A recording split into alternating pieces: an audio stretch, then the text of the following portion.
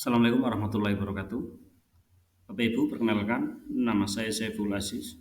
Saya calon guru penggerak Angkatan 11 Kabupaten Banyumas.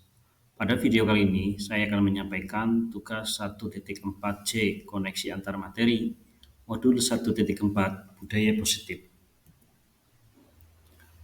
Berikut adalah peran saya dalam menciptakan budaya positif di sekolah. Sebagai seorang guru yang baik, harus memiliki kemampuan budaya positif. Budaya positif tersebut dapat diterapkan dengan konsep-konsep sebagai berikut. 1. Keyakinan kelas. 2. Motivasi perilaku manusia. 3. Posisi kontrol restitusi. 4. Keyakinan kelas. Dan 5. Segitiga restitusi.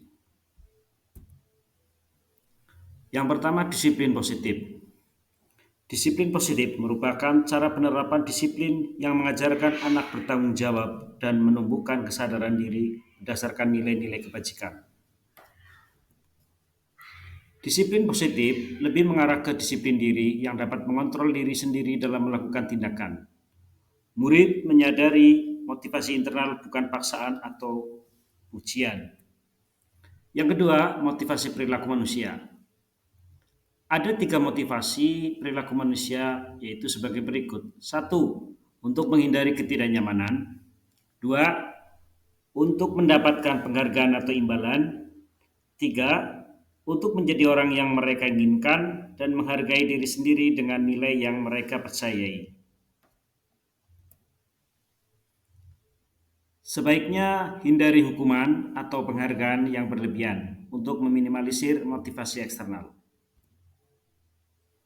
Yang ketiga, posisi kontrol guru.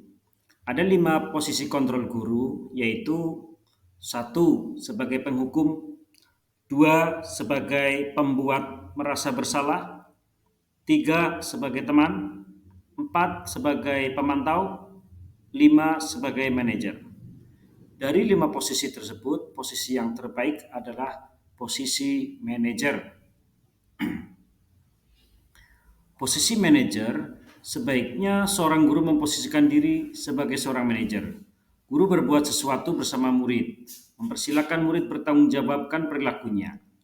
Guru mendukung murid untuk menemukan solusi terbaiknya. Posisi ini sesuai dengan restitusi yang menjadikan murid sebagai manajer diri sendiri, sehingga tercipta identitas positif pada murid. 4. Keyakinan kelas. Guru berperan dalam mewujudkan keyakinan kelas dengan adanya kesepakatan guru dengan murid. Keyakinan kelas atau sekolah berupa keyakinan universal yang mudah diingat, dipahami, dan dilaksanakan di lingkungan sekolah. 5. Segitiga restitusi.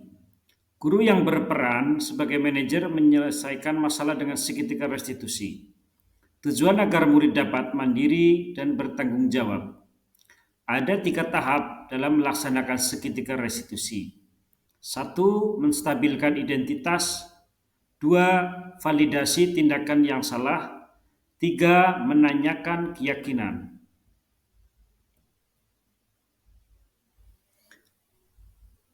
Dihubungkan dengan materi sebelumnya, budaya positif, melalui filosofi Ki Hajar Dewantara, dengan menjalankan budaya positif di sekolah akan mempermudah tercapainya tujuan pendidikan nasional sesuai dengan filosofi Ki Hajar Dewantara, yaitu pendidikan yang berpihak pada murid yang menuntun tumbuh hidupnya kekuatan kodrat yang ada pada murid. Kemudian pada nilai dan peran calon guru penggerak, budaya positif dapat tercapai jika seorang guru memiliki 5 nilai guru penggerak, yaitu berpihak pada murid, reflektif, kolaboratif, mandiri, dan inovatif. Budaya positif terwujud jika ada kolaborasi antar unsur sekolah, adanya keyakinan sekolah yang disepakati dan dijalankan bersama. Kemudian mengenai materi visi calon guru penggerak, salah satu perubahan yang diinginkan sesuai dengan visi guru penggerak adalah terbentuknya budaya positif agar sekolah aman, nyaman, dan berpihak pada murid. Untuk mewujudkan visi guru penggerak dapat dilaksanakan prakarsa perubahan sesuai dengan Ki Hajar Dewantara dan profil pelajar Pancasila.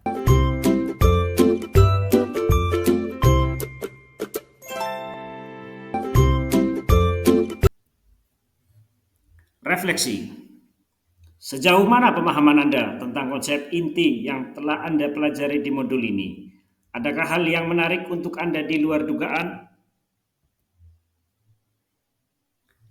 Saya telah memahami materi inti dalam modul 1.4 yang berisi disiplin positif, teori kontrol, hukuman dan penghargaan, posisi kontrol guru, kebutuhan dasar manusia, keyakinan kelas, dan segitiga restitusi.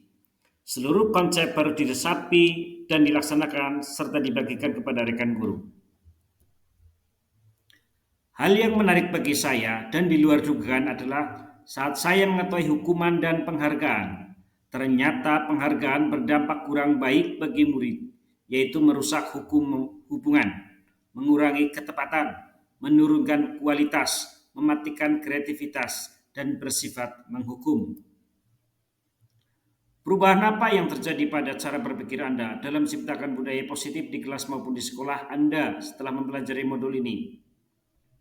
Perubahan yang terjadi saat posisi kontrol yang bisa saya lakukan adalah sebagai penghukum dan pemantau, harusnya sebagai manajer, dengan cara menangani masalah dengan segitiga restitusi. Pengalaman seperti apakah yang pernah Anda alami terkait penerapan konsep-konsep inti dalam modul budaya positif baik di lingkup kelas maupun sekolah Anda? Saya sering menangani murid yang pergi ke kantin saat jam pelajaran kosong atau tugas. Hal tersebut saya tangani dengan segitiga restitusi. Bagaimanakah perasaan Anda ketika mengalami hal-hal tersebut? Perasaan saya sangat termotivasi saat melakukan segitiga restitusi pada murid yang telah melanggar norma atau nilai kebajikan.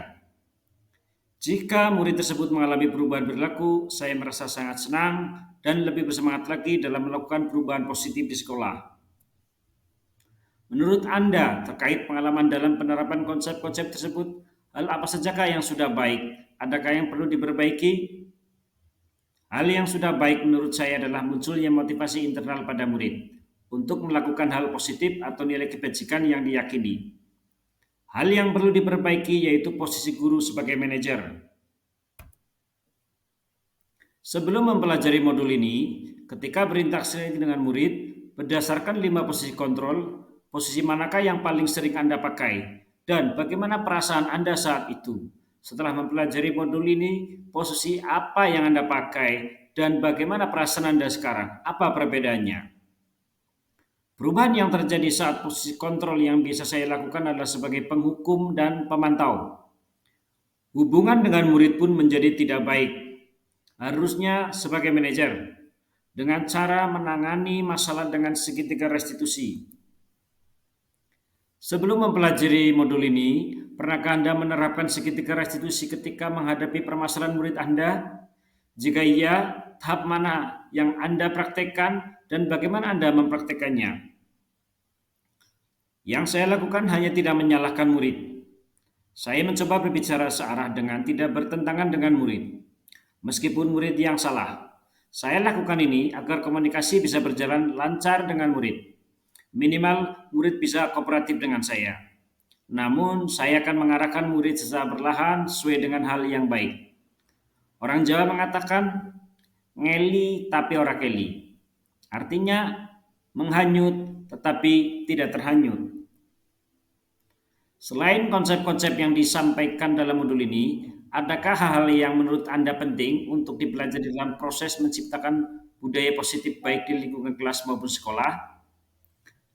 Hal lain yang saya kira penting dalam mewujudkan budaya positif pada sekolah adalah kolaborasi rekan guru dan karyawan, serta orang tua.